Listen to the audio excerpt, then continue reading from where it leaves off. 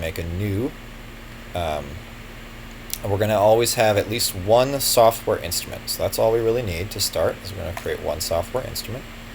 And you'll notice inside the logic interface you have the tracks listed here. You have the time in beats, bars, ticks. You can always change this. You can always change the key you're in, the time signature. There's all sorts of really cool ways you can mess around with a track inside Logic Pro. You can show and hide various timelines. So this shows our time signature timeline. You can always change this, which is really cool. You can go in here and change and go to 3/4 time, for example. So now our entire piece will be in 3/4 time. It's 3 beats in 1 measure for all those musicians out there. So let's actually keep it there. This is our tempo feature. We can ramp this up and ramp it down, and that will affect how our samples work. There are a lot of different ways in which you can manipulate a MIDI track or any sort of MIDI notes inside of Logic. We're not going to go in as much depth of that today because I want to have time to focus on the actual instrument patches. So here under Track, Instrument 1, which is our instrument right here, we're going to go to the little Instrument tab and we're going to open and click it. Now, if Omnisphere is loaded on your computer and you've linked it up to Logic as an audio unit instrument, it should show up under Audio Units, Spectrasonics, Omnisphere. We're not going to choose Automap. We're going to choose regular old Omnisphere, and let's just do stereo for now. And now our computer should load up an instance of Omnisphere. Okay, so Omnisphere is an incredibly powerful synthesizer sample library. So once you get this screen at the beginning, you're just going to click on it, and it will bring you to the main Power Synth screen with our little orb. This is what they call the orb in Omnisphere's, in the tutorials on Omnisphere.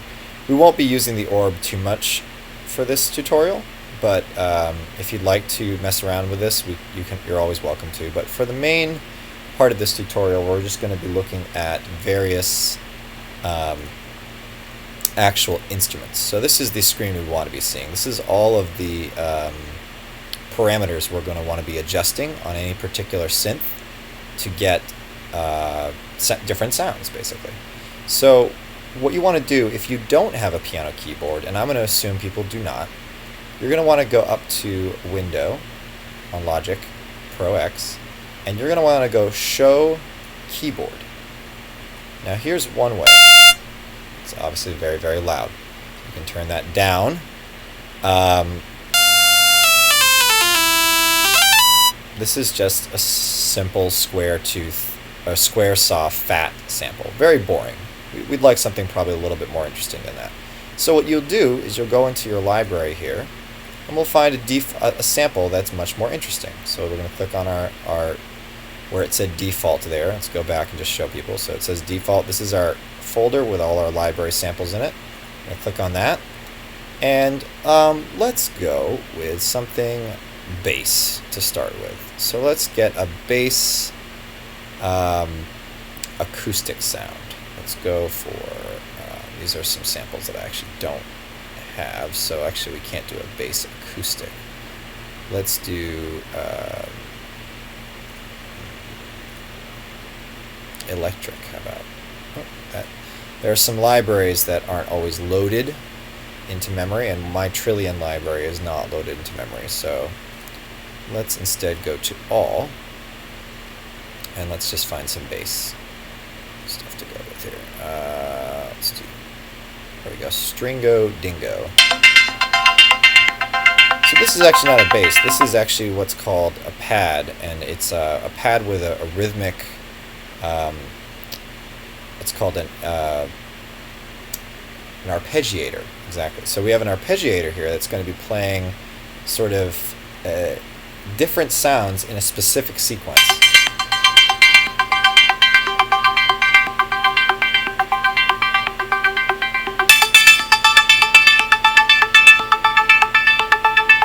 So the neat thing about this is that this sound will just continue for as long as our MIDI note is being held out. So what we're going to do now is we're going to just, and remember, this is non-destructive. If I close this out, that is what is still loaded. This Stringo Dingo patch is what is loaded right now into our instrument track. So if I close this, I can always reopen it by double-clicking on Omnisphere right here.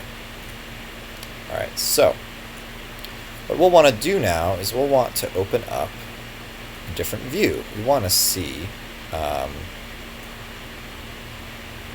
the mixer, but we do want the mixer eventually for certain types of editing.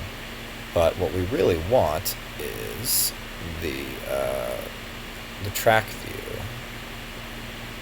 We want to show. No, we don't want to show the notepads.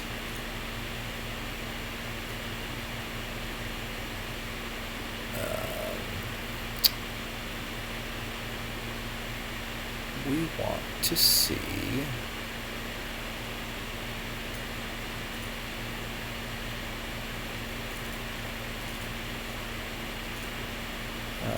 Single track. So we want to record here first. So first we got to get some recording done to be able to see the proper view. As you can see now, we have a MIDI note showing up.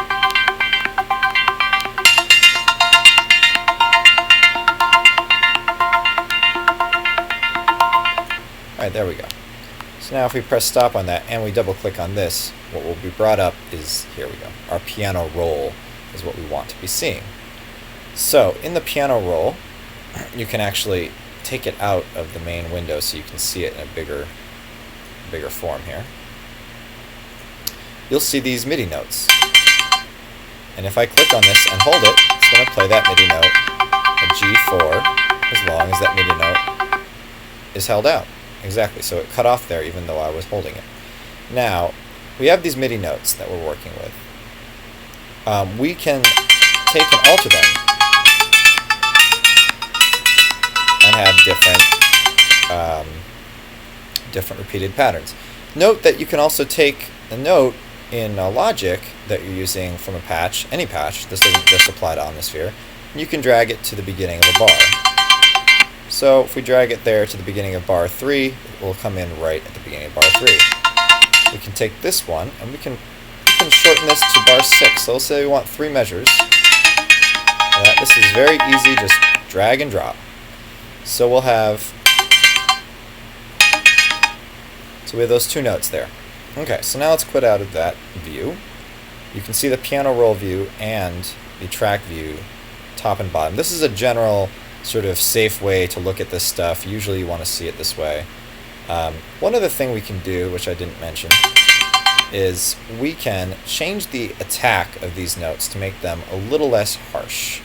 And what we do to do that is we actually want to take the velocity. So in MIDI, the language of any sort of synthesizer patch, or really anything, is how hard do you strike the attack of the note? How hard do you hit the piano keyboard? How hard do you attack the note? And so what we want to do is we want to actually take this and go to the velocity tool. So we have a little pencil tool. We have a left-hand tool and a right-hand tool. If you have a right click available to you, or an option click, you probably want to keep your pointer tool available on the left click. Go to velocity tool for the right click. And now, what we should be able to do is, in the editor, maybe it's also being assigned to something else at the moment. Alright, well, let's go back to pencil tool. Let's actually assign the velocity tool here. There we go. So now, you can take the attack and make it a little bit more soft. And you have a scale of 1 to 127. And 127 being the highest, so, you know, use your own personal taste.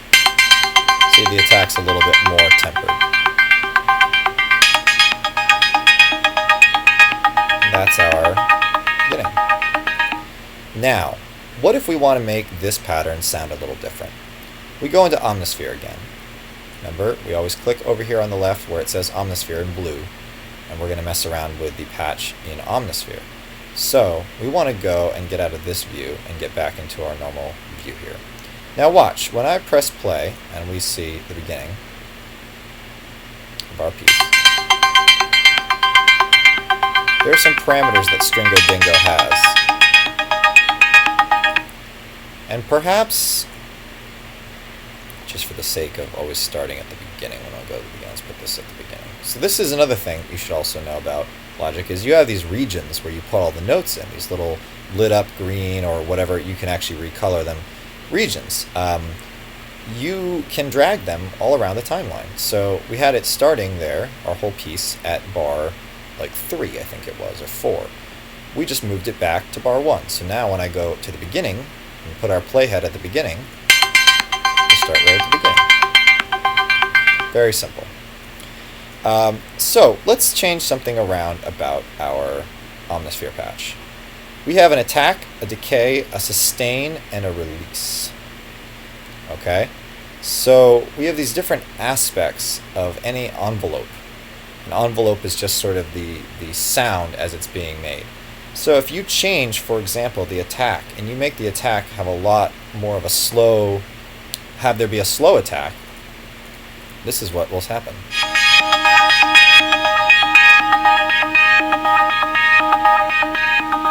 None of the sounds will have a crisp attack.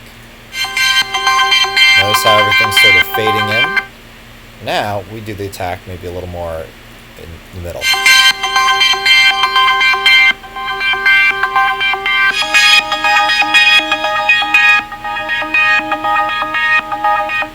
Very interesting. So let's keep it somewhere in the middle there. Now, what happens when we... Well, actually, let's put it back so we can sort of have a control for all these tests.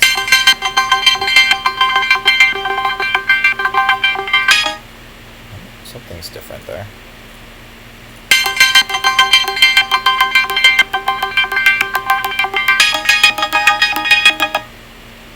So we have an amp. Maybe... It's the wonderful thing about Omnisphere is you can change things and not know that you changed them. So what we can do is we can open up a different patch, and then we can reopen Stringo Dingo, and that should reset any changes we had made. There we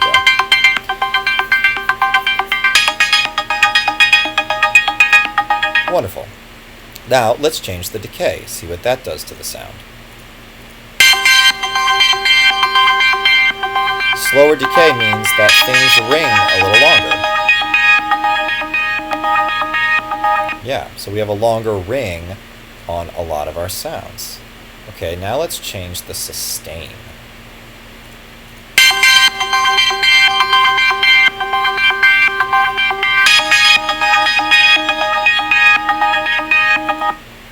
Somewhat similar to changing the decay. Decay and sustain have a lot in common in most envelopes, in terms of the resultant sound. Now let's change the release.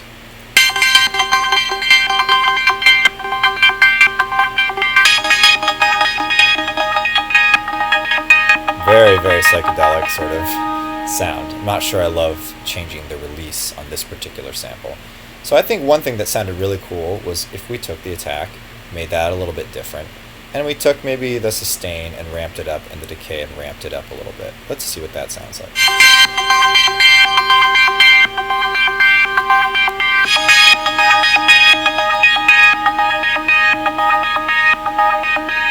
Very cool. Very rad. Very awesome. Alright, so we have changed the envelope of our sample. Now, one other parameter we could change with this sample is our what's called a low frequency oscillator.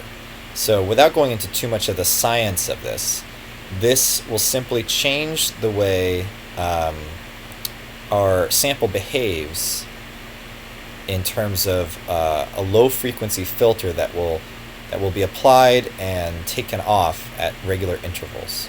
So what we can do is we can change, well, we don't want to change this just yet, sorry. Let's get that back to where it was. There, it was right there. Let's change our low frequency oscillator to do a smooth square tremolo. So this will be, oh, this will change this, I apologize. So our low frequency oscillator will now, in a sort of a fashion of a square wave, it will adjust our low frequencies at regular intervals. Let's see what this does. Not a whole lot. So let's take the rate of the oscillator and ramp it up.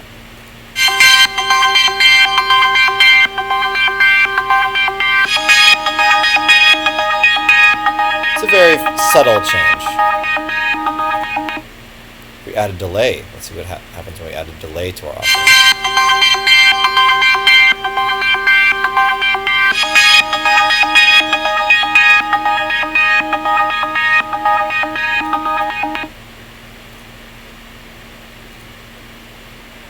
Alright.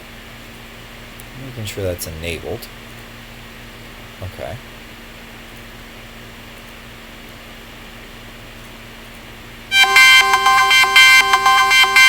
Very interesting. So you always have the option with a lot of synth sounds to take the synth version of a sampled sound. Now a sampled sound has this has it's an Indian keyed dulcimer is the sound that's being recorded. So the interesting thing with Omnisphere is they'll often have some sort of associated synth sound or whatever you had last saved, so you can combine different samples and synths together even. That gets a little bit beyond the scope of what I really want to be talking about today. So, modulation. So let's take a look at our modulator. We can now do something like this, where we have, we have an LFO 1, and we're going to have the source of our modulator be LFO 1, and we're going to mess around with, let's have it be LFO 2, the one that we actually changed. So LFO2 will be a modulation, and our LFO2 is going to be sent to, let's do a panning. Let's pan left and right with our modulation and see what happens.